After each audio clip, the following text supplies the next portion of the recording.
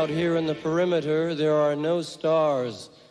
Out here, we is stoned, immaculate.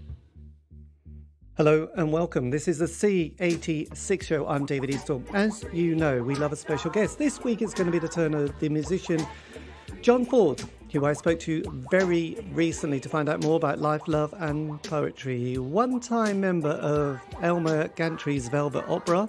Also the Strawbs for quite a few years, famous for writing part of the Union. Then the Monks, who was also famous for Nice Legs, Shame About the Face, but has been in various other musical combos and has been sort of playing with the Strawbs occasionally, you know, on various albums that have come out, and also anniversary dates, etc., which you'll find out much more in this interview. So anyway, after several minutes of interest but casual chat, we get down to that exciting subject that was the early formative years. John, it's over to you. Well, when I was a lot younger, because I was born in 48, actually, which is disgusting. Yes. But anyway, yeah, so I grew up as a child in the 50s, and my biggest sort of influence because I started to sing and play around that time when I was a kid. So my grandmother bought me a ukulele, and I got a 6-string guitar and figured that out. And my biggest influence of that time was a guy called Lonnie Donegan. Yes.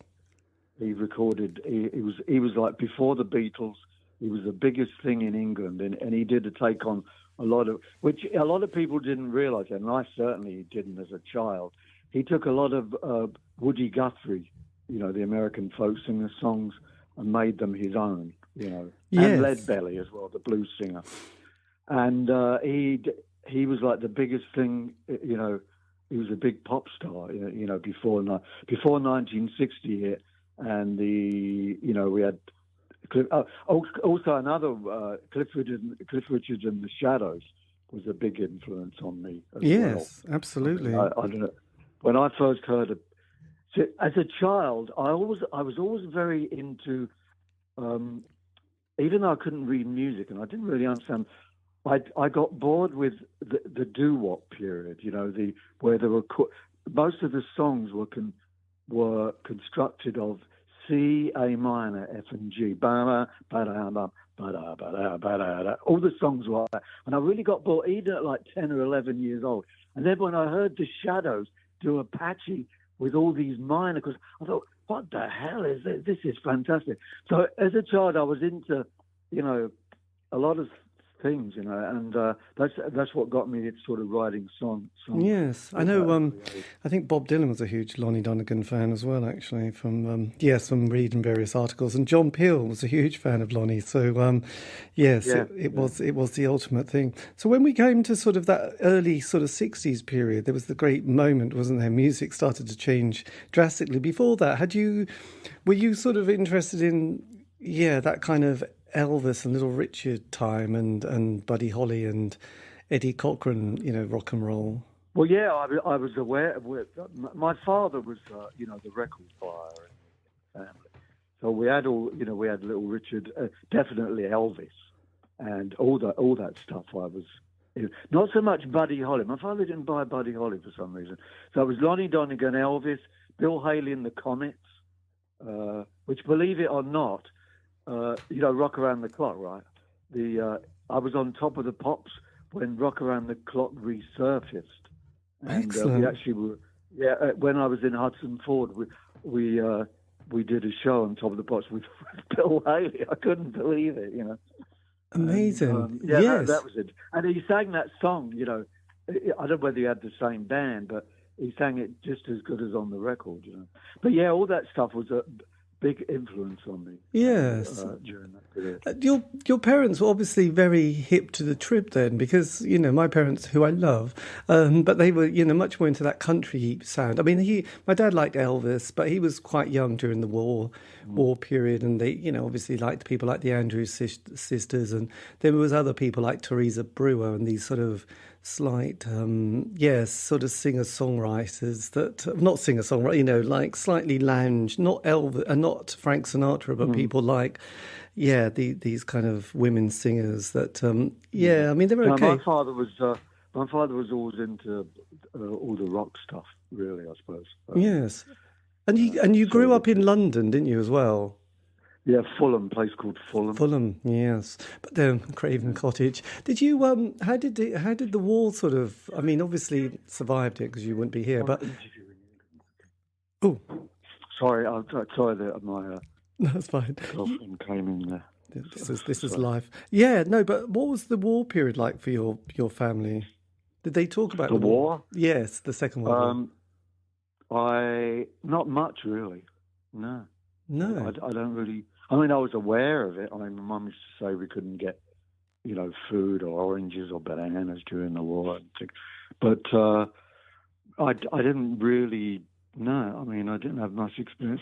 I mean, as a kid, I mean, you know what goes on before you're not really interested in. No, absolutely. But I just, that was amazing. So look, 1964, brilliant. Mainly because I was born. But this is when you formed your first band.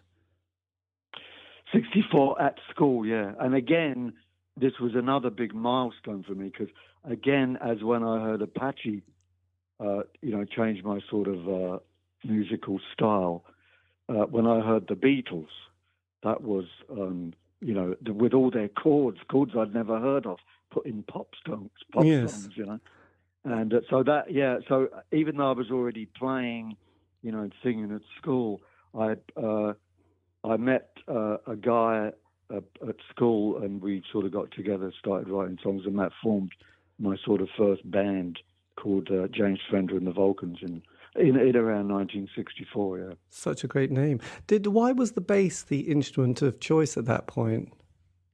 It wasn't actually, because when I grew up, as I said before, my grandmother bought me a ukulele, and I went on to a proper guitar. I can't remember exactly what happened, but the bass player left in the band, and it's a bit like Paul McCartney. I was sort of, ushered into playing the bass, and my father very nicely went out and bought me, Paul, because I was into the Beatles. Paul McCartney bought me the old Hofner, bass, and that's how I started playing the bass in Jaymes Fenda and the Vulcans. Blimey. And when you play the guitar already, basically what a bass guitar, is supposed to do within a band, whereas if you can't really sit at home with a bass guitar. And although a lot of kids do, I see on the internet, writing a song on the bass or practices on your own on the bass is a very difficult instrument to do without having people, around you. Yes, I know. I see a lot of kids, kind of incredible musicians, but just on their own in their room, sort of posting these little bits up of classic rock songs from their probably grandfather's generation. Well, it's amazing, really. Some of them are really good. I mean, it's a pity to, with the advent of the internet, it's done a lot of musicians a lot of good. In the same time, it's like ruined the music business. In two different, one extreme to the other. So you get these kids play brilliantly, and in their bedroom and post these things, but where they go from there is not. Yes. Next thing you see them playing on the street, and again you see these kids playing on the street. But it's definitely taken a toll on the music business. Yes. So then you obviously, that perfect age, that sort of experienced that kind of change of the 60s from sort of, I know it's a bit of a cliche, from black and white to that kind of 67, the Summer of Love, where they had, I think it was a gathering of the tribes in San Francisco with people like the Grateful Dead and Allen Ginsberg, and then the 14-hour Technicolor Dream in Ali Pali with Pink Floyd. Did you sort of get quite hooked on that kind of musical transition during that period? Oh, yeah, without a doubt, yeah. Because I sort of fell into it, because I was, after I left Jaymes Fenda and Vulcans, I joined a band called, because I had a job, I was working in menswear, and every week I would look in the Melody Maker for, bass player wanted, and there I saw it one day, bass player wanted, I remember the ad, must be on the ball. And I turned up, and Richard Hudson, who I was to be with for the rest of my career, or most of it, yes. was already the drummer in Jaymes Fenda and the Vulcans. They picked me to be the bass player. And they were like a soul band, a cover soul band. which I knew absolutely nothing about. I sort of faked my way into this band because I was into like Cliff Richard and the Beatles. But anyway, so that morphed into Elmer Gantry's Velvet Opera. And during that period, I was doing a lot of session work for other people in Denmark Street in London. And the flower power thing, it was all the rage. I mean, walking around with beads around your neck, and my mum made me a kaftan sort of, smock sort of thing. And it was a great period. And the same with all the shows. It was like, wafts of marijuana coming across the stage. And did you it was actually a great period. It was fun. Yeah. Did you go to places like was it UFO with Joe Boyd and Miles? God, what's his name? Yeah, I went to all those places. Not that we played all of them, but I think there was a place called the Middle Earth in Covent Garden. Yes, that's the one. Downstairs. I remember doing the first gig with Elmer Gantry and Fairport Convention there, and they said, "Oh, you're so good, you guys." And we said, "This is our first show. We haven't played anywhere." But anyway, yeah. And I used to go to the Roundhouse, and the Lyceum was the one in that was also in Covent Garden. That was a big venue as well. Yeah, I mean, I was, it was a fantastic time. And what was it like when you sort of suddenly saw people like Hendrix coming over, or hearing Jefferson Aeroplane for you, as a musician, and hearing such some In the Doors and people like that? Was that quite interesting? Well, believe it or not, in the days before iPhones, when no one took any pictures, I actually played with Hendrix because Elmer Gantry's Velvet Opera used to do an overnight sort of weekly spot in the Speakeasy. Right. It was a big club called the Speakeasy. And we were down there on one of our nights, we didn't get paid a lot. We couldn't even afford to buy a drink down. It was so expensive. We used to sit around with 4 straws sipping out of a can of Coke. That's how bad it was. And anyway, Hey Joe, Hendrix's first hit, was at the top of the charts. And we were down there, and we were playing, and it was going around that he was in the club. And lo and behold, he walked up to us and said, "Could I jump on the guitar and play with you?" So a guitarist got down, and for a couple of songs there, it was Hudson, Ford, and Hendrix. Oh, oh my God! Of course, there was no videos of that because there weren't any cell phones, And then I think what happened, I got down, he got on my bass, but there was a couple of other, I can't remember, maybe Eric, I don't know who was down there, I can't remember. And then, it came into this, into this big jam with Jimi Hendrix. He was quite an unassuming sort of guy. I imagined him more, I don't know, he was not larger than life when I saw him. No. But very polite, And also it coincided, for some reason, the place got raided. I don't know, the police came down. So I am the chief of police, and everybody cheered, But, whether they knew Jimmy was down there, I do not know. But yeah, so as I say, for a while there, it was Hudson, Ford, and Hendrix. Blimey, that is such a great moment, isn't it? And you know what? He got up on stage, grabbed our guitarist was very finicky with his sound, Hendrix got up there. He had a right-handed guitar. He turned his guitar to the left, upside down, and played it like as it was, with the strings all the wrong way around.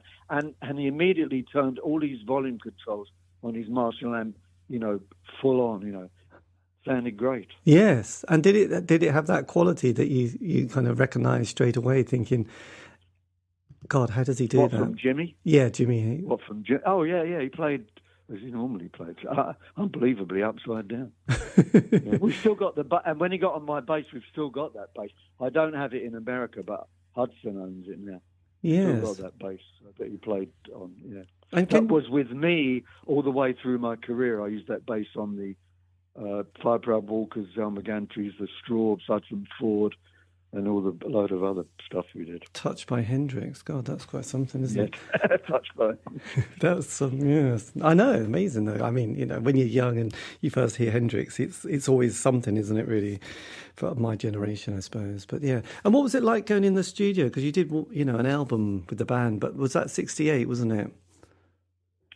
Are you talking With what Elmer Gantry? Yes, Elmer Gantry. Jaymes Fenda and the Vulcans. No, Elmer Actually, Gantry. let me go back a bit, because Jaymes Fenda and the Vulcans, we, believe it or not, had a record out on Parlophone. There was some competition called Ready Steady Win. It was like a Ready Steady Go, Ready Steady Win, and we never won, but we got a record deal out of it, and we had a record out on Parlophone called Mistletoe Love, and then we were on the album, and that was a big deal in those days for sort of an unknown band to get a deal, on an EMI label. That was good. But then when we moved, we never got another record deal until we were in, although we were recording with the Fire Proud Vulcans, we never got a record deal until we formed Elmer Gantry's Velvet Opera, and we had sort of a near-miss hit record with a song called Flames. Right. Which was played at that time. There were a lot of pirate radio stations, and they were playing it a lot. But yes, it never cracked the charts, I don't think, but it got around. I mean, yes. Did you were you tuning into that, the John Peel Perfume Garden kind of vibe as well? Oh, yeah, I used to listen to all that, yeah. He used to play our stuff a lot, I think. I would imagine. I remember that, yeah. He was, yeah, we did a lot of stuff for the BBC, Saturday Club, all those sort of live shows, like the Beatles had, the BBC Live album.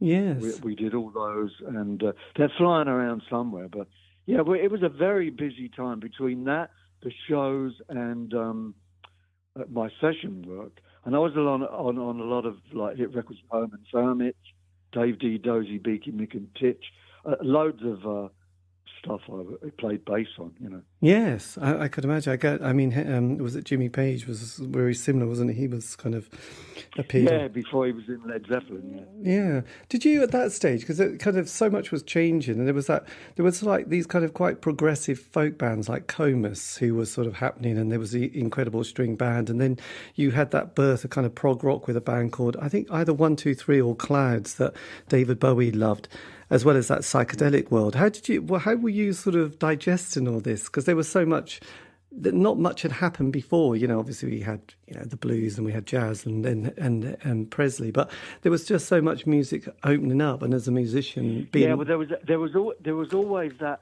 sideline of the folk artists, that started with Bob Dylan, and people like the Seekers, the Australian band. Yes. That they were like, they sold as many records as the Beatles. And there was always that, especially over here in America with, the folk singer, songwriter, I would have done well at that time, actually. Yes, that and doesn't happen anymore. And a young Al Stewart as well. It was, Al Stewart, all that stuff. It was still going. And that, and that's how the Strawbs started, because they, unbeknownst to me, around 64, 65, 67, they were doing this, they were like a bluegrass band, a 3-piece bluegrass band, which I'd heard of them, but I wasn't aware of it because we were far more into the rock and roll stuff, with the Elmer Gantry. Yeah, it was a hell of a lot of music. It was a great, the whole of the, unfortunately it doesn't happen anymore. No, not over here. I don't know what it's like in England, but here it's terrible. I mean, I'm living in what I call cover band land. I mean, it's like on Long Island, it's like you can't do anything unless you're a cover band. Nobody listens to any new music anymore. Unless it's like, the really big artists, like we've got Taylor Swift appearing at the Coliseum here. But, underneath Taylor Swift and Katy Perry and a couple of the other big guys, there's nothing. It's like a big drop into, the cover band. Yes, this is, I know, and DJs. People love DJs, don't they? I mean, sort of, obviously the 60s started brilliantly, had a great middle bit, and then it kind of finished with, the death of Brian Jones, Hendrix, Joplin, Jim Morrison and Altamont, which was obviously horrendous. How did that feel for you? Did it, because it's kind of a change of a decade often has a little bit of a odd feeling when you think, God, it's the 70s, what's happened now? And then when they all died. When they died, yes. So yes, how so drastically? Yeah, it felt like an end of an era. Really. I mean, although I wasn't too much into Janis Joplin. I like more of a. I know she was a great singer and stuff, and Jim Morrison, the Doors sound better now than I remember them. Than what I noticed because you hear a lot of the Doors over here, and they were actually a weird sort of I don't know, sort of a jam band that morphed into sort of good songs. I mean, and he had a good image and voice. Yeah, it was like an end of an era when it broke, just before the 70s, I suppose. Yes. And everyone ditched their, beads and stuff and all that. Yes. Well, it's interesting. That drummer, Richard Hudson, he used to wear so many beads he couldn't hold his head up, Yes, because people like Bowie had gone into some sort of straightforward R&B bands, and he tried folk, and then he more folk, and then singer-songwriter, and then he sort of got his glam period, and then obviously you sort of leave the band in that period with Richard. Was that a big decision to leave the band and join the Strawbs? You're talking about Elmer? Yes. Talking about Elmer Gantry? Yeah. Well, actually, what happened with Elmer Gantry was we made the first album. And which was what was it called? Just Elmer Gantry's Velvet Opera, right?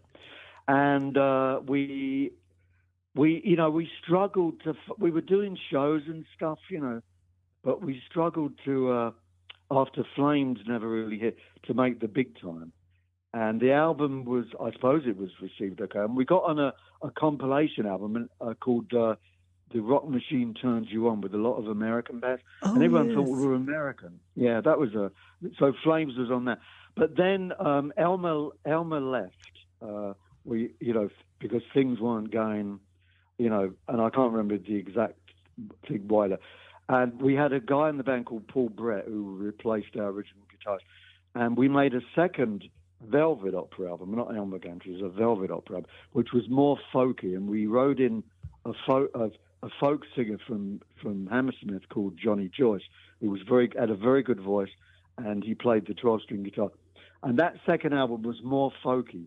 I still think I like it. I still think it was good. But then again, we did very few shows. One of the shows we did do, which got me into the Strawbs, got me and Hudson into the Strawbs.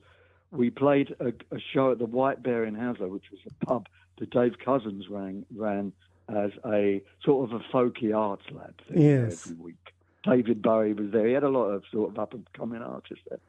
And one of the few gigs we did do as the Velvet Opera with Johnny Joyce and Paul Bear was in that place. And Dave must have seen us. I never spoke to him. He must have seen us. And anyway, that comes to if you want to talk about the next section. So the band wasn't really doing much, and we're talking about 1969. And then I heard that the Strawbs, who were getting a name for themselves, were looking for a bass player. And so I turned up at the White Bear on my own, and making out to Dave that, did he have any more shows at the White Bear? And he said, no, but we're looking for a bass player. And after about 5 or 6 pints, I was in the band. Yes, I know. The best, yes. And then after another couple of pints, Richard Hudson was in the band. Fantastic. That's such a good... Yeah, that's how that happened. Yeah, and Rick Wakeman, who I'd known from doing sessions, was already there. I said, Rick, what are you doing here? He said, I'm in the Strawbs. Because it was Rick Wakeman, Dave Cousins, Tony Hooper, and they had a bass player, Ron Chesterman or Lindsay Cooper, I can't remember the name. Yes. So it was all set up, and we joined, and 6 weeks after that, we made that album, believe it or not, the Antiques and Curios. That's just amazing. Yes, because, Bowie used to have an arts lab thing, didn't he, down in South London, and tried to create a bit of a scene. I guess creating scenes in the late 60s was a thing that everyone was trying at that time, because there was a sort of a lot of experimental kind of theatre companies as well. Yeah. With Mime, Lindsay Kemp and people like that. Mime, yeah. We had some... in fact, one of our tours we had... and I think Dave got that from David Bowie, because I think David Bowie appeared at his club miming, just miming. Yes. And I remember we had this opening act, and he was just a mime, Personally, not my thing. No, quite tricky. Being a support band at the best of times is tricky, but mime, quite tricky, isn't it? Yes, because Rick Wakeman, because I had a brother who was 7 years older, and he was into prog and the solo work of Rick Wakeman. So I became quite obsessed with Rick in the 70s and late 70s. So yes, what was Rick like? Because this is pre-Yes, wasn't it? But an amazing, Rick was exactly like he is now, full of stories. And, full of jokes. Jokes. He tells his jokes. The same as great guy. I mean, we got on well. He was a terrific piano player. I mean, what he did with the Strawbs stuff was like, and if you listen to that Antiques and Curios live album, it was great. I mean, for the time we had when we got together, yes, and we went in there and did that, and for me, see, coming from Elmer Gantry's Velvet Opera, where it was all noisy, people throwing bottles, drunk, all that stuff. I immediately, I suppose because of my experience in sessions playing a lot of other stuff, I immediately loved playing in the Strawbs because people listened, they clapped after each song, Dave explained all the songs, you could hear the bass, and I've always, with Dave Cousins' tunes, if you listen to a lot of my bass playing on all those 4 albums, his tunes are very good, at least for me, to follow and make lines up on the bass. I always had that thing with his stuff. Yes. And it was, I made it, and the same with Hudson, even though he came from this big, drum smashing band. He didn't have a drum kit, first of all, Antiques and Curios. He just had congas, a cymbal and a tambourine. And it was more of like an acoustic act. Yeah. But, it was great. I mean, immediately, I loved it immediately. And what was it like? Because you had Tony Visconti, who went on to do T-Rex and obviously Bowie. So what was... Do you remember much about being in the studio during that recording? Yeah, well, the first time I met Tony was in the bathroom of Air Studios, and he's washing his hair in the sink. I won't tell you on the air what he said to me, why he was washing his hair, but anyway. So, yeah, he produced, he had some dealings with Dave before I joined the band, as far as like arrange, and he was an up and coming producer, and he was very good with orchestrations, and he arranged a couple of things before I was actually in the band on the very first album. I can't remember. Yes, I can't remember that. But anyway, so the album after Antiques and Curios from the Witchwood, he produced that, and which had Hangman and the Papist, Rick was on the piano and synthesizers and all that sort of stuff, and so that was working with. He was good. Yes, good producer. And on the second album for you anyway, Witchwood, you write 30 Days, don't you, and also Keep the Devil Outside. Keep the Devil Outside. Was that on the album? That may have been a B-side for Benedictus, I think. Right. Yeah. But Tony Hooper was singing that, yeah. And what was the process and the general vibe like for doing Witchwood? Was the band on a bit of a sort of creative high at this stage? It certainly was creative. Rick, apparently, I wasn't too aware of it, but Rick was apparently at that time rehearsing with Yes. And obviously they made him an offer he couldn't refuse. And after the recording of from the Witchwood, he did leave. But there wasn't any animosity there. I mean, we were used to him, he had so much session work, because at that time I think he played on David Bowie's Space Oddity. That's right, yes. Not Oddity, Odyssey. And, so he had a lot going on, so he was in and out of the studio. Like on 30 Days, he wasn't actually on that. And so we just got on with, that was the way it was. I mean, he was, in and out. And then when management told us he was joining us, it really didn't come as any big surprise, No. Yes. Well, Yes, and I think it was also, I can't remember, I think it was Life on Mars as well he was on. But then when he did all those. Yeah. When he left, you quickly replaced him anyway. So this was the early 70s. At that stage, I mean, because there had been the world of, I suppose, heavy rock started to come in, and then obviously the glam period. So with the band, did you feel like you had your own sort of niche at this point in the kind of the charts and in the singles chart? Well, we weren't actually during the Witchwood period. We hadn't charted yet, but if we call it a niche, it was basically Dave Cousins, who's always been, and always will be, I suppose. He's always been the mainstay of the Strawbs with his songwriting, and so all those albums, which were included, was basically we're all riding on what he was writing. And although my song in on that 30 Days was like nothing really, people say it was a bit of an odd track. It was more poppy than the rest of it. But that's what I was writing at the time, and I didn't. Whereas when we got into Grave New World, I sort of eased into more of what Dave was writing and what was expected of the Strawbs then. Yes, I know. Because in the next one, Bursting at the Seams, Grave New World.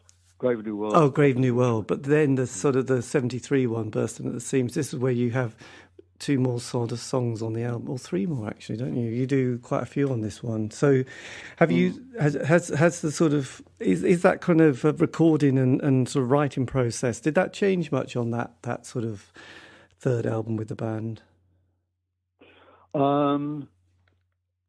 It was still, everyone was like, I suppose more people were chipping in. By then we had Dave Lambert, the lead guitarist, and he was also writing. So we had like four writers, myself, Richard Hudson, Dave Cousins and Dave Lambert. But it was still, at the helm, it was still Dave and his lyrics and songs. Yes. And we were sort of easing in towards that, Although part of the Union, which was, a big hit for the Strawbs, I did, when I wrote that, I didn't actually, and I was working, Hudson and I formed this, we were like a Hudson Ford writing team. We decided to become a Hudson Ford writer because, Dave was writing on his own and Hudson and I, who had been sort of, writing songs since Elmer Gantry's, decided to, we're going to split everything we're doing, like the Beatles and that sort of stuff. Yes. And part of the Union was not meant to be a Strawbs, contribution. We were going to release it on its own as under the title of The Brothers or something, But then, the management heard it, the label heard it, and they decided to include it on the Strawbs album. Nothing to do with me. Yes. And can you remember where was that song written? Because to be honest, that was one of those songs that, from my childhood, it was on the radio for us such a long time, wasn't it? We heard it everywhere. Actually, I still do this now, but I tend to. Sometimes I don't write anything for about 2 years. At the moment, I'm halfway through another solo album. Sometimes I wonder why I keep doing them. Anyway, so I've got about half a dozen tracks, and now I'm giving it a break until I go to after the Strawbs shows, because I like these long breaks. It gives me a lot of inspiration. So in answer to your question, part of the Union, I actually wrote that with two other songs. I wrote that with, and I sort of flip between, I go back, I do a bit, I wrote that with Burn Baby Burn, which was to become a hit for Hudson Ford, and a song on our first album, Hudson Ford album, called I Wanted You. I was fiddling around with all those three songs all in one afternoon up in my sister's bedroom, believe it or not. Right. When I was still living at home. Yes, because the 70s was kind of famous for sort of strikes and unions. Was it just kind of in your? Well, there obviously it had a big effect on, and that song, even though we met Jack Jones of the Transport General Workers, but out there they took it as their own union song, which it was right. The chorus is a union song, but the rest of it is because it's a sarcastic look at what the trade unions, and I'm a union guy. I'm in the musicians union. You could not join if you on top of the pops. You had to join anyway. Yes. But anyway, so the verses are how powerful a union guy had become. I'm a union man, and me, sort of stuff. But everyone apparently loved it. So they loved it. It just went. Tony Blackburn used to say rushed out, and when in the old days when you used to rush out and buy a record, now you don't do that anymore. No, the singles. Well, they'd enter at number 42 and then go to 36 and then 28, and it was a long.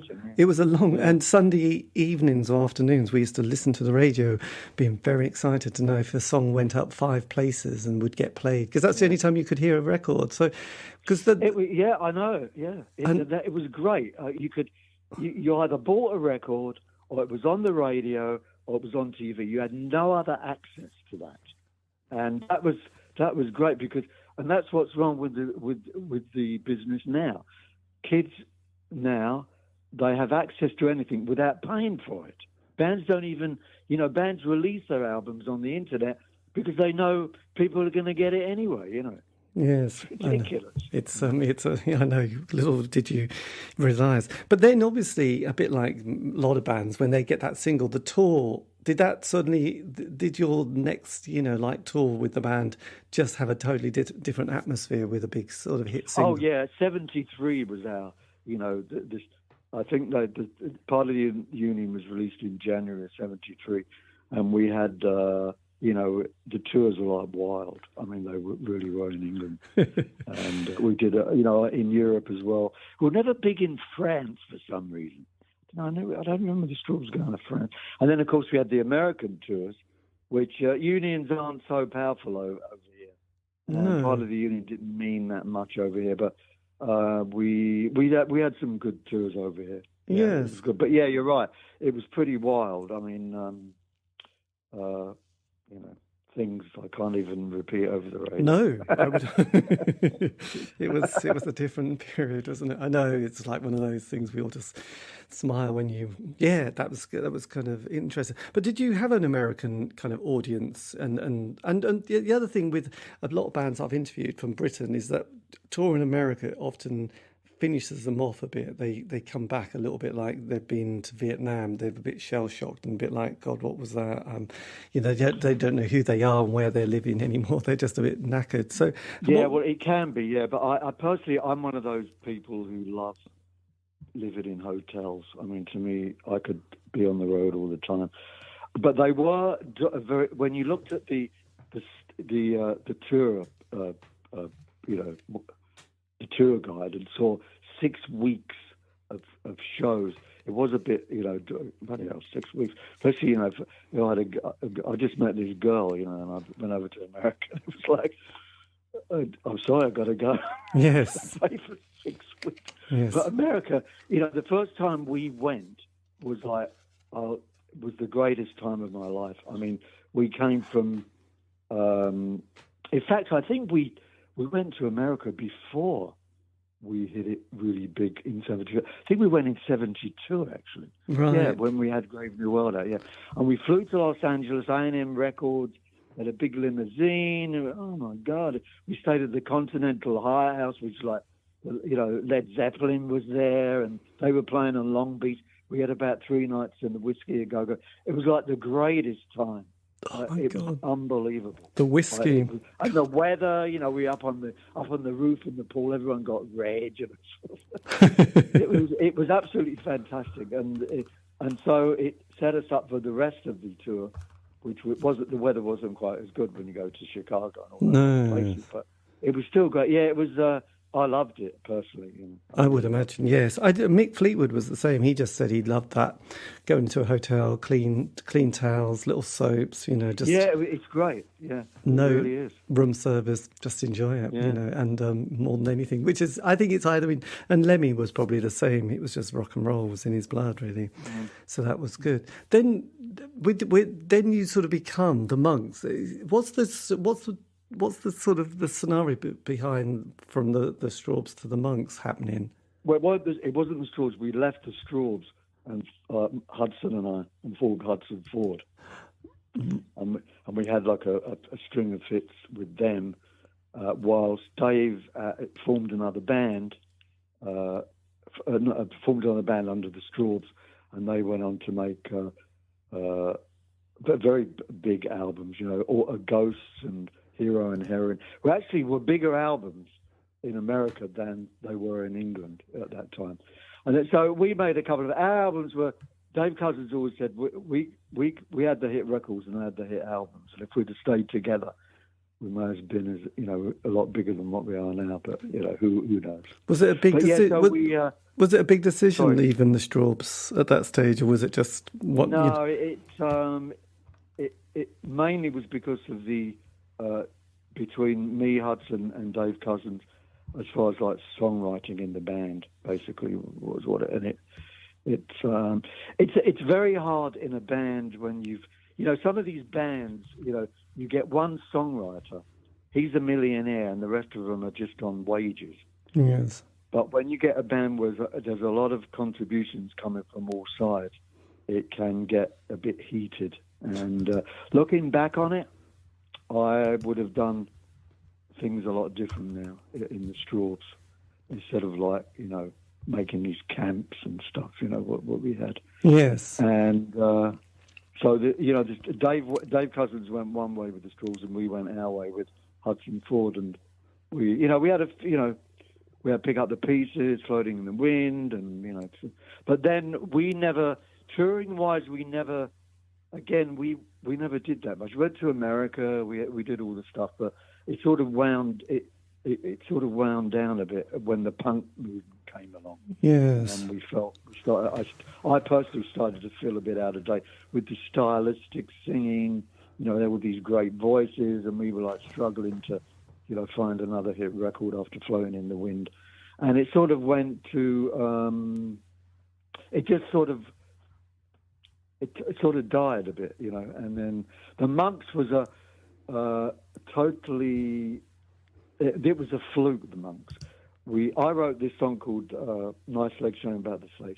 Yes, a classic. classic. Made it a demo with our publishers because we were still under the same management. So Hudson and I recorded this demo, which was actually the hit record. So we sent it off with a bunch of other stuff, and this label came back and said, we like this song, we like to do it. So we said, well, when are we going? Okay, we'll record it properly. They said, no, we love it as is, because it sounded like the punk thing. So accidentally, we got into this, we were rode in on this punk, which we weren't really. I mean, we were nothing like the Sex Pistols or the Ramones or anything, Yes. And, but, it was, hit singles are like little pieces of art, and if people like them, they stand on their own 2 feet. And, people bought it, and it got into the charts. And then we were asked to make an album, and which we did, and we wrote in a guy called Terry Cassidy, who was a session singer around at the time. And because basically I was fed up with singing, lead and Hudson. I said, why don't we get a decent singer in? And so that's how we ended up doing, the Bad Habits album, which, I don't know how far along the line you want to go with this. Oh yeah. No, it's interesting. No, it's interesting because obviously with Hudson and Ford, you were on A&M and then CBS. So obviously you did 4 albums with them, which is quite amazing. Yeah. And then, so what was it like? Again, you'd gone from that 60s period, which changed a lot, the 70s, and then punk coming in, which often, for a lot of people, even though they're not that much older, when you look back, you're in your 20s, late 20s, and there's these kind of little kids, suddenly screaming lyrics and. They weren't that, actually, in all honesty, they weren't that much. I know, like John Lydon, he's like a few years younger than I am. They weren't that young, those people. But I personally love that punk thing, because even though I came up with the progressive folk rock thing, I always felt a lot of it was a bit self-indulgent. But I've got to be honest with you, I've never listened to a Genesis album. I've never listened to a Yes album. I mean, I've heard stuff, and I like it, but I don't listen to albums. I listen. The only albums I listen to are the Strawbs, my own, and the Beatles. That's the only album. Oh, and maybe the Rolling Stones. I never. So when the punk movement came around, I loved it with just strumming the guitar. I thought, this is what I started doing. I love all this stuff. And so when we made the Monks album, I was doing that, to me in our own way. And the Police, a bit of the Andy Summers, yes, chorus guitars, all that. We really enjoyed doing that album. I love it, even though it wasn't taken seriously by anybody, really, not in England anyway. So when you did in fact, when I remember there was a DJ called Kid Jensen. Oh yes, Kid. And he played. I think he played "Floating in the Wind," and then he stopped it and he said, "Now this is what they're doing now." And he started playing "Nice Legs Showing About the Face," which I thought was a bit cruel. Yes. But you're in a business. Music is a business, and you can only do what you do. Okay, That's all you can do. You got a talent. It's either good enough or it's not good enough. There's a lot of luck involved. And all the way through these phases that I had, with the soul music, with the psychedelic and the flower power and the glam and all that sort of stuff, you just roll along with it, you know. And you just do what you got to do, you know. And if you can write songs that people like, then you're on a roll. I mean, with the material on Bad Habits with the Monks, you know, like Drugs in My Pocket and Spotty Face, were you kind of channeling the spirit of putting yourself into a kind of a different, you know, age or different sort of identity for that, for writing that material? Basically, every song was we took like Nice Legs Showing About the Face, which incidentally, you know, just to go off on a tangent here, I played a club in Manhattan recently, and with all this woke, I'll say it on the air, crap going on, I was asked not to do Nice Legs Showing About the Face in case it offended some women, and I did it anyway.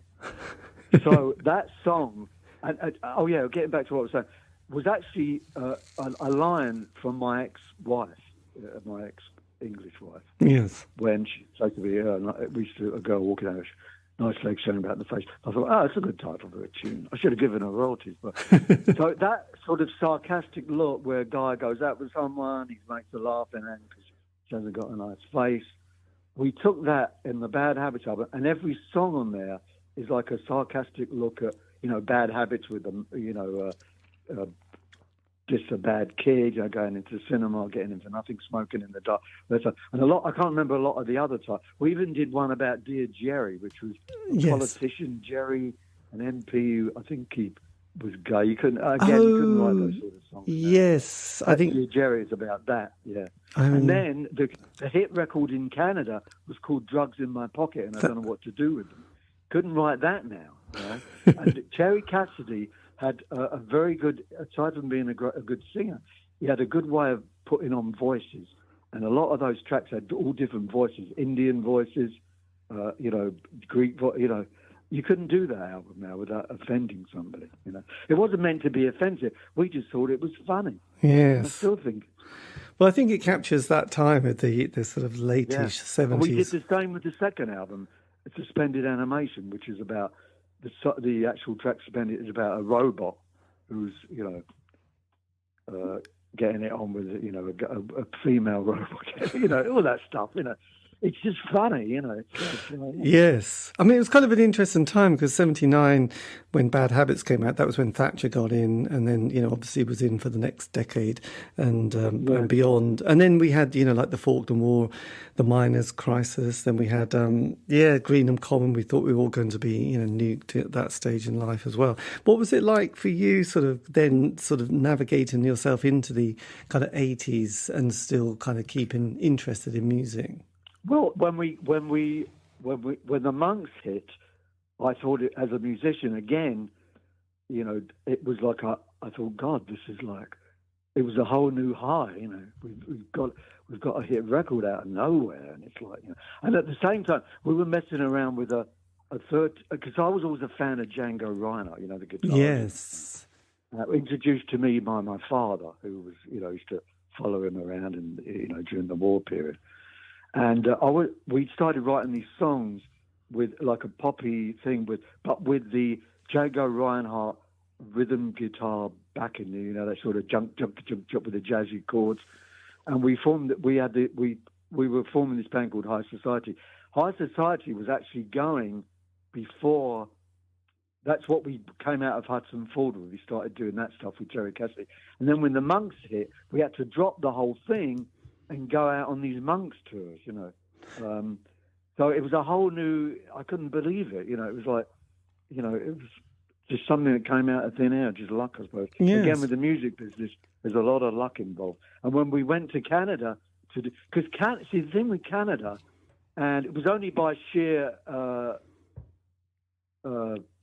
bad luck that we didn't hit big in America, because we were signed, I can't even get into this, you know, because it's boring, but we were signed to a very tiny label over here, that asked too much money for us to be on Capitol Records. Basically, that was it. So, but in Canada, we were still on whatever label we were on, up there. And when we went there, it was like, it was like the beat. They took the album and the Monks for what it was, and not ex-Hudson Ford guys. Yes. And we weren't old. We were like, we were just in our 30s, 32, I think I was, So it was like we were a bunch of old guys going over it, and it was great. I mean, it was like, the tours were great.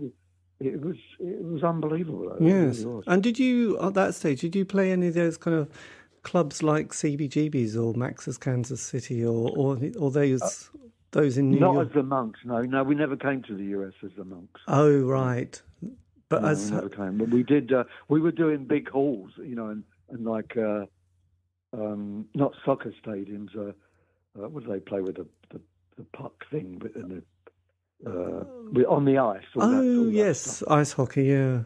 Ice hockey. Yeah, all those sort of stadiums, and Massey Hall we did, which I did previous with Hudson Ford, and it was. We were bigger. And then a few years ago, there was this band called Small Sins, whose whole career was influenced by the Monks, and I went over as a guest of the night. And I'm looking at in my studio wall here. It's a triple platinum album for Bad Habits that I received on that night. Excellent. And they did the whole Bad Habits album in its entirety with all these different singers, and it was great. I couldn't believe it. I got into Toronto. The papers the Monks had never left. It was got big articles. The Monks, I couldn't believe it. It was unbelievable. Yeah, we had. It was quite a time over there, actually. Absolutely. So when did you just think with the Monks 2 albums that was kind of enough, and then you went into high? Well, the second album, although we got a gold. Again, I'm looking at a gold album for Suspended Animation here. The second album didn't do as well as the first album. Okay, so and then as far as I can remember, I think we went back for another tour, but we never went back again. And then by that time, things started to, again, sort of disintegrate as far as people in the band and stuff. And then, which brings us to, I think it brings us to like 80. Cool. 82. I remember 1980. I was painting my front door of my house, and I heard John Lennon die, because we got the news like 8 hours after it happened. Yes. So I always remember that, like 1980. And then we did the Strawbs. Rick Wakeman had a show called Gas Tank. It was like a cable show of his. It was a chat sort of, bands and stuff. And we were asked I think maybe we were still on tour with the Monks, I don't know, but all I know is I turned up playing behind Dave Cousins with Ice Shadow. And, a bright red jacket, and there's Dave and Tony in their sort of country boy shirts, And so we were asked to go on there with Rick and we did a performance of Hangman and the Papist. Excellent. And then shortly after that, we were asked by the Cambridge, we're talking about 82, 83, Cambridge Folk Festival to do a show at the Cambridge Folk Festival. Rick Wakeman couldn't do it because he was already had something on it. So we rode Blue Weaver in, and that went down a storm. I remember it poured with the rain halfway through the set, and everyone stood up, and it was like magical. It was unbelievable. And then from then on, we started doing these. I think we did a couple of things with the band, with Blue Weaver again, and Tony Hooper. There was me, Hudson, Brian Willoughby, Dave Cousins, Tony Hooper, and Blue Weaver in that lineup. And then we went to America to do, I think it was part of the reunion tour, which was in 1984, right. Christmas. And we were playing at this place called The Bottom Line, which is now defunct. And we did like 3 or 4 nights there. We were still big big over there, And then on that very night, I met who I didn't know at the time was to be my wife, to be American wife. And I moved over here the next year, and then I sort of left the Strawbs, and I suppose I was still in it at the time. And then that I've been here ever since. Blimey, 1984, the mid-'80s, you'd done it. I was over here, yeah. And so with the occasional reunion with the Strawbs, but then it's, kind of full-on solo career, isn't it, from then on? Well, the solo career, I wasn't really, my solo career was like nothing. I didn't come here, so I didn't come here as a career move, musical career. I came here because of, my son's mother, yes, basically. And which, when I think back on it, coming over here at 36 was not a good idea. But, I'm still here. But anyway, so what happened, I came over here, we were together, and I got a call from the Strawbs agent. He said, I've got Rick Wakeman over here on tour. He said, would you like to open? I said, I'm a bass player in the Strawbs, I'm not a solo act. He said, well, I'm sure you can think of something. So I went on and opened up for Rick with acoustic guitar. I hadn't really no songs of any worth. Other than Part of the Union and a couple of Strawbs things. But somehow I got through it. And I thought, I sort of like this solo thing, And I've been, and that's, and I stayed here and, and that was it. Yes. But so High Society didn't last that long then as a sort of a project? No, not really. Although Hudson and Terry Cassidy, they did reform it and do some shows, obviously without me. They did carry on and do some stuff. Yes. But there was a lot of good songs that came out of that High Society. The only problem is that it was, the whole image was like a sort of a non-starter. Terry Cassidy was singing in this sort of high society sort of singing voice, a bit like the old crooners in the 30s, that sort of stuff. But there was a lot of good songs on there, and if someone, would take them and make a show out of it, that it would really be great. But it's never happened. I suppose it will never happen. No. So when did you decide then to sort of think, right, I'm going to start writing material? Was this the kind of the 90s that you started to, or the late mid-90s? Oh, writing material over here? Yeah, for your solo career. Yeah, my solo stuff, sort of immediately, because I'm one of those people, I can't stop writing songs, okay? I may not write for a couple of years sometimes, but sometimes I wake up in the morning, I've got a tune in my head. I just can't help it, Or I hear something on the radio and I mispronounce a line, and I thought, that's a good line. Did they really say that? Because I don't want to get into, any, plagiarism or anything. That sort of. So I'm always doing something. And and now, with iPhones, I can just sing something in the phone and go back to it later. You didn't have that facility in the old days because all you had was a tape recorder, and it was, things are so it's a lot easier. No, so immediately I had, and I think I've had about 10 solo out, including like 2 Christmas albums. Yes. Out, I think. So none of them have sold 1 million, but they've, people like them, I suppose. Yes. And, so I was listening because you started with Love is the Highway. Was that the first solo album you put out? Yeah, that was the first one. I had this old sort of Tascam 8-track. And that was another thing. Although I'd been in recording studios all my life, I was never interested in the technical side of it. To me, the producer and the engineer were doing the sound. We either liked it or we didn't like it. When I came over here and I suddenly got into gear, and I'm looking at all this gear here in my studio. I just love when I need inspiration to write a song. I just buy a new piece of gear. It doesn't matter what it is. Like, it could be a compressor or something stupid. It just gives me inspiration. When I come back from the Strawbs, I'm getting a new synthesizer. But yeah, and I got into this old 8-track. I had 7 tracks. The drums ran on a sync track, and I recorded that first Love is the Highway album. In fact, I never even had a CD player. I was sending stuff out on cassettes at that point. Right. But, it was fun. It was fun.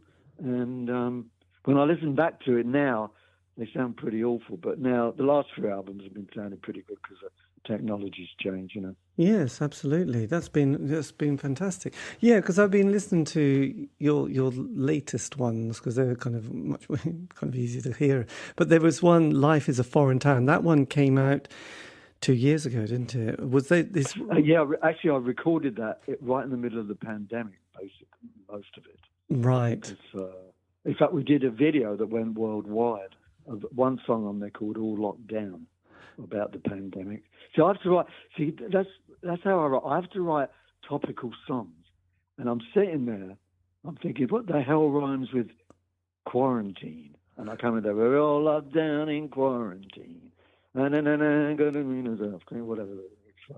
And, and we did, I got all the band to, it was all me on the recording because we couldn't go out.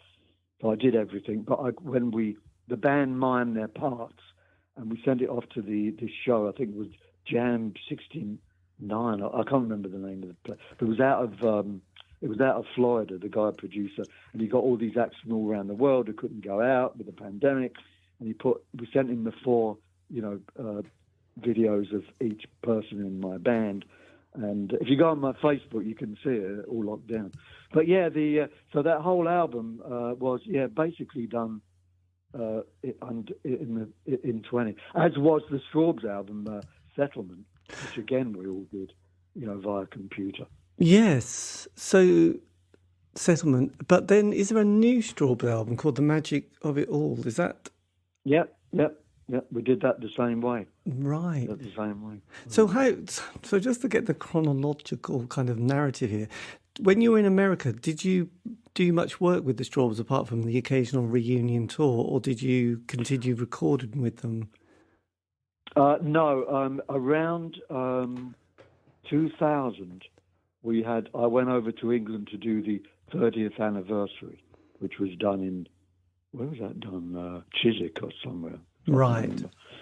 And then we had some tours after that, around 2001 and 2, and then they formed the Acoustic Strawbs, which was Brian Willoughby and Dave Lambert, and then I came over again for the 40th, which was done at where was that done?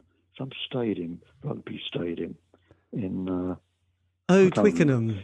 Twickenham, right? Yeah, that was it. It did that, and then we had albums. There was a Strawberry Fair album on that, and then just prior to the pandemic, 2019, the 50th was done in New Jersey over here, which was pretty easy for me because I don't live that far. And we did. That was great. We had everyone on that. I mean. Blue Weaver flew over. We had the existing band, Lambert, Chas Cronk. Yes. And we had Tony Visconti came and conducted the orchestra. We had Annie Haslam, who did some vocals. Was she in Renaissance? Yeah. She lives over here as well. Yeah. We all move over here. And just as a footnote, I don't know whether you know this, but around 97, I hooked up with Richie Blackmore, who also lives on Long Island. Richie Blackmore from... Yes. He lives a bit further out than me. He lives further east than me. And he wasn't doing Rainbow or Deep Purple. And at that time in 97, he just formed with his wife Blackmore's Night, which is like a medieval folky thing. I know, it's brilliant. I really liked. I was on the second album. I sang a song on there. Oh, was that Under a Violet Moon? Under a violet moon. I'll say violent. Yeah, and me, him, and her, before they actually formed the band, we used to just turn up at clubs because Richie didn't want people to know who he was because, there'd be a big crowd there. Yes. We used to turn up at these bars, sing a few songs, and then just walk out again. And so we made the album, and which I thought the stuff was great. And Richie is a real sort of perfectionist. I wasn't really aware. I mean, I'd heard of Richie Blackmore, of course, but I wasn't aware of how great he was until I saw him I was in the same room, and he plays the acoustic guitar. He's out of this world. He really is. So anyway, I sort of was about to go on tour with them because he likes touring Germany and castles and all that. But then I went on tour with the Strawbs prior to that, and we had a bit of a falling out over that. And I never recorded with them since then. But they've done well. I mean, again, like me, they've had about 24 albums out, Yes, and they're always had a couple of kids in the interim, Candice. Yeah, they were great. I enjoyed it. Yeah, Candice, nice. She was great. Yeah, absolutely. No, it's great. I really like. It's a nice change, isn't it, when you can sort of hear somebody who's doing something completely different and probably saved his Yeah. hearing in the meantime. So with the Strawbs, my God, the Strawbs have been very busy, haven't they? So you did the tour. Was that the 2012 tour you mentioned that you toured with them, or was that? Oh God, I'm getting confused. Going back to early 2000, we did 2000 tour. And maybe 2001, I can't remember exactly. And then I never did anything until the 30th anniversary, which would have been, hang on, what year was that? I can't remember. It was right in the middle of 2000, about 2000. Yes. And then the 40th, by the way, the 40th was around 2009. So it may have been 99, maybe. Yeah, probably 99, that 30th. And then the prior pandemic was 2019, April, a few years back. And then, and then after that, Dave approached me. He sent me some lyrics. And the thing about that is Dave and I have never written in the whole of the Strawbs' career together, other than collaborate on stuff like, I don't know whether you're familiar with, like Tears and Pavan, where, I wrote a bit of an instrumental there and he added the lyrics. But as far as like writing together, we've never done that. So that is quite a, it's great. I mean, for me, to me, I can't even come close to his lyrics. Yes. Right. Yeah, to me. So he sent me these lyrics, which was to be each manner of man. And I think I either already had a tune already or I wrote one to these, I can't remember. And then that became that, and then that's how we did that album. And of course, with the Settlement album, there was contributions from Dave Lambert and Chas Cronk, and the usual, the lineup. I think they had Dave Bainbridge on the keyboards. Yes. That's how yeah. That's and the new one is that is a whole different ball game. That is that again. I've got two tunes on there with Dave. One is a Christmas song called Christmas Ghosts, which Dave has. He's taken a lot of Charles Dickens' sort of titles and woven them into this sort of Christmas song, which was very clever. And then I've got one other song called where I can't remember the title now. He changed the title so many times. Our World. We did that. Right. And then the rest of the stuff is all mainly all his with I think he's written a couple with Blue Weaver as well on that. Yes. So yeah, that's coming out. That should be out in to coincide with this little tour we're doing. Blimey, because this one is going to be quite a consciousness raising exercise, isn't it? The magic of it all. Is it to do with his kind of interest in struggles in South Africa? Is this the magic of it all? Yes. What, the song you mean? No, but the album. Was there what I'm just kind of reading the bit actually on Cherry Red Records actually talking about high on the charts. Dave did some Dave recently found out that the Strawbs were bigger in South Africa than we ever knew. So he went over there and did a few successful solo tours and met up with a bass player called Shork Joubert. I don't know how to pronounce his name. Oh, yes.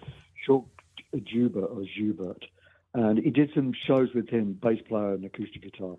And so it came to be that when Dave decided to do the album over there, at least the backing tracks, and he flew over with Blue Weaver, and he asked me to go, but me being really on the other side of the world, it was a bit too. I couldn't really get over there. It was too much of too much for me just to fly like 24 hours. I would like to have gone, but so they did. The backing tracks became what is to be, the new album. Blue Weaver produced it and then did all the songs, and then was brought back to. Blue Weaver lives in Germany, and he produced it and got it all together from there. And throughout last summer, I was doing, vocals, refining the lyrics, refining the tunes and all the lyrics. And so basically that's it. I mean, what else? Whatever else you've heard. Yes, I mean, it was what's amazing, because I think the cover is absolutely stunning, and it's quite an unusual one for the Strawbs, isn't it? In the sense it's quite a different image that it's projecting. Yes, unfortunately I can't tell you anything about that because it was designed by the label, the label. Cherry Red. And I think Dave said he chose it because he just thought it was a great cover. Yes. And the inside sleeves are good as well because it's got all the lyrics with all the people who are performing on it. And there's a lot of women on there. Catherine Craig, who appeared with us on the 50th anniversary, she's a singer. Wife of Brian Willoughby, who's also going to be on this tour. Yes. Is on there. Plus the three South African guys, the rhythm section. And Blue on keyboards, Dave on guitar, and me doing a lot of singing. Blimey. And, yeah, it's, And the actual tune, Dave's tune, The Magic of It All, is basically a chronological sort of, at least the way I read it, of the whole Strawbs career, from when they started off. Yes. Sort of it gets through and goes through that, which is quite nice. Because I know that it was Dave who had a song called The Water Song, and that was that kind of South African... Yeah, that was that emanated from that when he was over there, and I think he wrote a tune or lyrics to some tune, and kids all sang that. Yeah, I mean he's and also I think he's got a charitable thing there about getting water to these poor communities. I don't know much about it, but it's it's all going on to that. But yeah, I mean apparently they love the Strawbs in South Africa. I mean, who knew? There was a film, wasn't there? The Sugar Man, who was about this guy who made an album and just became a cleaner, and then found out he was massive in in Africa. He was like bigger than Elvis, and he then sort of in later life became resurrected his life for a brief period before he sadly passed away. So yes, these things happen, don't they? It's kind of interesting. Yeah. But with the you've got some live dates in the summer, haven't you? This is important. You've got yes, and this is going to be. We have well, first of all, yeah, the Strawbs were approached to do the Fairport Convention Festival Cropredy. Yeah, I think that's out in Oxford somewhere, isn't it? I've never been there. Yes. So that is happening on August the 11th. Excellent. And then we got two shows at Trading Boundaries. On the 6th and the 7th. I'm not sure what days are. I think it's Sunday and Monday. And then we got another, the Tower Theatre, which I think is somewhere in the Folkestone area. Don't quote me on that, I'm not sure. No. That's on the 9th. So it's all leading up to the Cropredy Festival. Yes. And when you get back together, do you have a quick rehearsal or do you just have to... Oh, yeah, we'll be rehearsing, okay. You're joking. Yeah, we'll definitely be rehearsing. There's a lot of big rehearsals coming up. Does it feel quite, because I know, as we all get older, health becomes a thing, and Dave's had quite a few health moments as well recently. Does it feel quite special with the band, knowing that, as we all get, in our autumn years, that this is probably the last, is this going to be the last album, do you think, with the band? I'm not too sure about that. Dave is such a trooper, even with his health issues. The fact that he's doing this and organising everything like he always did, I don't think this is going to be the last, by no means. I mean, I've seen Dave, he's been deathly ill, during the past, couldn't even speak. He's gone and done the best vocals he's ever done in his life, So, Dave is, yeah. I don't think that for 1 minute. I mean, maybe I'm guesting here. I mean, I haven't been asked to rejoin. I mean, I'm just sort of doing a guest spot over here. In fact, I was never really asked to join. Dave said to me, when I first went to the White Bear, he said, "Well, what are you doing Tuesday?" And that was it. And I was in the band. Never asked me. He said, "What are you doing Tuesday?" And Dave is.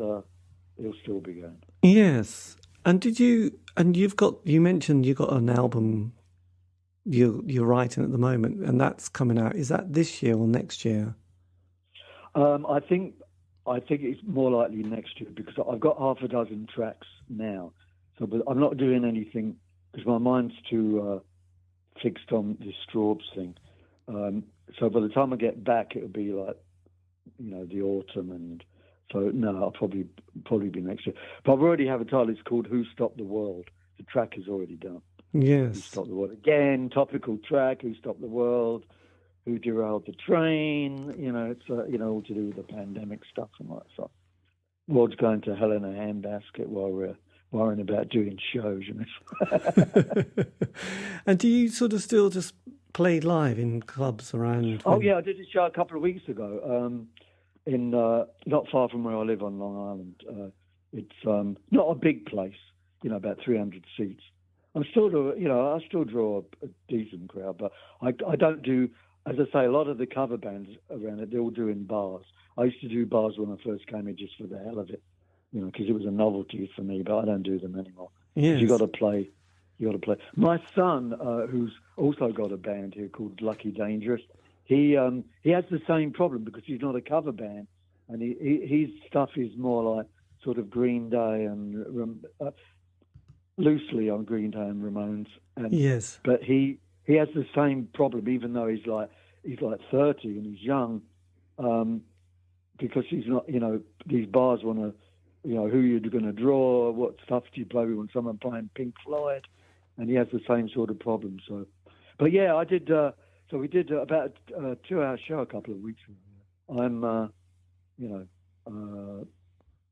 still enjoy it. It's great. Yes, absolutely. I mean, if you could have whispered something to your 16-year-old self starting out in this interesting world and career, is there anything in particular you might have just sort of said, "Oh yeah, by the way, I would focus on that. I'd check that out a bit more," or would you think, "Oh, what the hell"? I would have said to him, "Stay with your first British wife." That's what I would have said. Because American women, they're out there, I'm telling you. Anyway, I don't know what I would have said, because, again, it's a series of events where, if I hadn't have got that audition in 1967 with the Five Proud Walkers, where Richard Hudson was already in the band, playing the drums, if I hadn't have got that, I don't know where my life would have. Because from there, I went to all these doors opened with Elmer Gantry, with the Strawbs, with and eventually I wouldn't be sitting here on Long Island if it wasn't for those, all those opportunities. And as I say, being a musician, it's a lot of luck. And I don't know what I would have. I don't know whether I could have done anything different as far as being a musician. I wouldn't have taken a different path, because you can only do what you can do. To me, your development as a musician is, you get it when you're a teenager. All these, the Beatles, they did all their stuff when they were and that's what sticks with you. You don't really get it. I suppose you get better, but it's all there.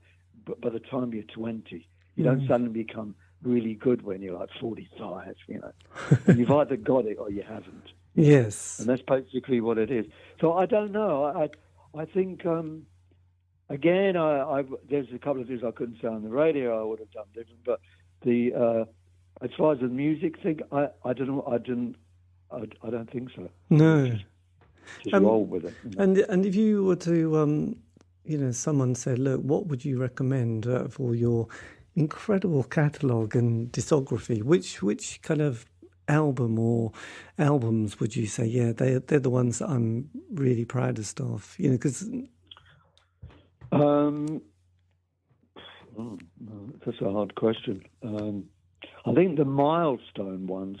I mean, we've got to skate over the Elmer Gantry stuff, but the milestone things are, the Strawbs' Grave New World, which is considered, almost a cult album now. Yeah. And Bursting of the Seams was good, and Hudson Ford. I mean, yeah, I don't know. It's hard. I mean, it's hard to ask. You always like what you do. I mean, there's some things I don't like. There's some like Hudson Ford's last album I don't like. that like we did with CBS. That was good. We've got one good song on there, but and I also think, again, I'm happy doing my solo stuff, and of course I'm gonna like that. I mean, I'm not the great. I'm not the greatest singer in the world, but I sort of, I'm sort of passable. And I think I've written some of my best songs over here on my solo albums, even though, they're not like million sellers and things, But so, it's up there. Yes. And that's amazing. I mean, it's just incredible that 50 years and people are still picking over the band and getting very excited, with the Strawbs. And yeah, I mean, the Strawbs sort of seem to, as Blue Weaver said, because Blue, left when we did, and he went into, he hooked up with the Bee Gees, and he was with all that, all those recordings of, Jive Talking, all that stuff. Yes. Played the keyboard. And he said, although you leave the Strawbs, you never really leave, because somehow you're always drawn back in. And I don't, I find it fascinating, at my age, which we won't discuss at the moment, that I'm back playing with the Strawbs again. It's unbelievable. Yes, you can. Yes. It's a bit like, yeah. It's like that Hotel California, isn't it? You can check out, but you can never. Yeah, that's good. Yeah, that's good. That's a good analogy. It's always going to drag you in, and I guess you're always getting new fans, aren't you? I think that's the thing. People are always. Yeah, and it's good because I really, I think Dave chooses musicians that he knows that are, they know how to approach and play on his music. Like he sent, like this last album, he sent me all these vocals, and I know immediately what to do on it as far as the harmonies.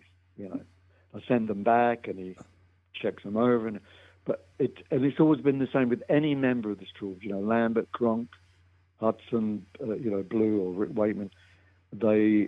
You adhere to this sort of goal, and you know what to do. It's why it's always been with Dave stuff.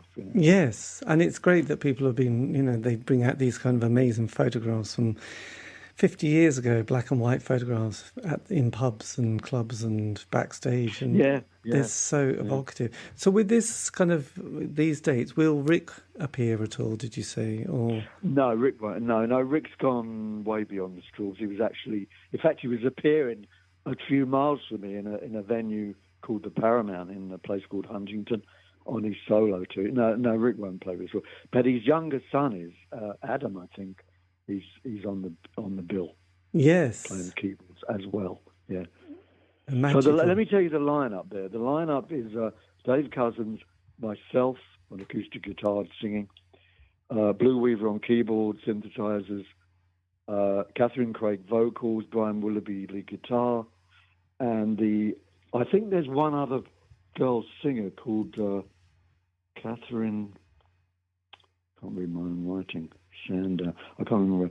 But the guys, the South African guys are Shork Joubert or Joubert. Yeah. Kevin.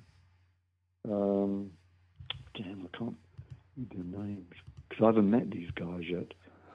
And you'll have to check that out. Oh, Kevin. There's a Kevin Gibson. Kevin. Yeah. I think that's Gibson. Yes, there is quite a lot of interesting names on that album. So that's basically the rhythm section. Yes, it's going to channel the spirit of Graceland and Paul Simon at this rate, isn't it? Yeah, well, they have got that sort of feel, which is giving this album a different feel. It's more of a sort of a jazzy, sort of looser feel. Yes, a bit of high life. That'll be fascinating. Yeah. And your fans, they seem very protective of the band, don't they? The Strawbs fans are, they're very committed. It's like a religion, isn't it, that band? Yeah, well, yeah. Have you been on the Strawbs site recently? I had a quick look and thought, blimey, I'm stepping away here. Yeah, I know. Well, it's, it's a delicate subject, which I've had nothing to do with. I mean, but, Dave Lambert and Chaz Cronk and Tony Fernandez and Dave Branges won't be appearing on this. Although Dave did offer them to appear, I know that, but there won't be a bearing. Yes. But as I say, it's not my decision. Nothing to do with it. I know. And what goes on, with them internally is I've been out of the band too long to know what goes on. It's the perfect place to be, isn't it? Really, you just don't want to. It gets a bit cobwebby. You get a bit stuck up, and confused. It's probably a little. That's being in a band. I mean, it's like, it's a very democratic sort of situation that you're in with any band, and it's stuff happens. Yes. Although when I appeared with them it was great seeing them. Chaz is a great guy. Lambert. In fact, I lent Lambert my Vox. I bought a couple of Vox because I still use Vox AC30s over here, and I bought 2 of them to the show, and I was very happy that he used my amplifier all the way through the show. But yeah, we get on great. Tony Fernandez is great, but this is the lineup that's happening on these shows. It's going to be brilliant. It's going to be fresh. It's going to be exciting. Anyway, and the sun will shine and you'll have a great summer. So it's better than lockdown, isn't it? But I hope your next solo album comes out soon. Well, you said next year, so I hope that goes well. Yeah. Yes. Yeah, thank you. Yes. Well, look, thank you ever so much for your time. This has been amazing. And yes, like I said, so many memories of so many of your songs. So it's been great. Yes. But anyway, look, again, thank you ever so much. And I have to say that this time the reception was so much easier. So there you go. Oh, it's great. This is how usually when I do call England, it's sometimes better than calling locally. Yeah, but it's good. But it's been a great pleasure talking to you. Yes. I don't know how I remember all this stuff, but it's I still there. do. Look, take care. And yes, all the best for the summer and this year. Yeah, thank you, David. Thank you. Take care. See you later. Bye-bye. Bye-bye. Goodbye. And that was me in conversation with the amazing John Ford as we went through all those musical bands. I won't repeat them, and I could do. Anyway, you'll find out more information on various social media platform sites. John is on Facebook, so you can find out more about his releases and also the Strawbs here, there and everywhere. This has been the C86 show, David Eastaugh. So if you want to contact me for some nice reason or groovy, who knows, or leave some nice feedback, you can on Facebook, Twitter, Instagram. Just do C86 show. Yes, there you go. All these interviews have been archived. Aren't you lucky? Find those on Spotify, iTunes, Podbean. It's true. Anyway, have a great week. Stay safe.